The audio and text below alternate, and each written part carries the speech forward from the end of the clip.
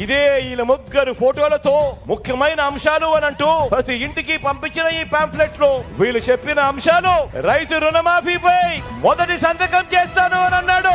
87,612 కోట్ల రూపాయలు మన రైతన్నలకు రుణాలు మాఫీ అయ్యాయా అని అడుగుతా ఉన్నాను మిమ్మల్ని అందరినీ కూడా నేను. ముఖ్యమైన హామీలలో రెండవ అంశం పొదుపు సంఘాల రుణాలు పూర్తిగా రద్దు చేస్తామన్నాడు. 14,205 కోట్ల రూపాయలు పొదుపు సంఘాలకు సంబంధించిన రుణాలు.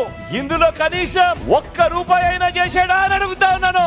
మూడో ముఖ్యమైన అంశం ఆడబిడ్డ పుట్టిన వెంటనే మహాలక్ష్మి పథకం కింద 25,000 రూపాయలు బ్యాంకులో డిపాజిట్ చేస్తామన్నాడు. 2014 నుంచి ఆ 5 సంవత్సరాలలో మీ ఇళ్లలో ఆడబిడ్డలు పుట్టారు కదా, మరి అందులో ఏ ఒక్కరికైనా కూడా కనీసం ఒక్క రూపాయి అయినా కూడా డిపాజిట్ చేశాడా అని అడుగుతా ఉన్నాను. ఇలా రెండు చేతులు పైకెత్తాలి, ఇలా ఇలా ఇలా ఇలా ఇలా ఇలా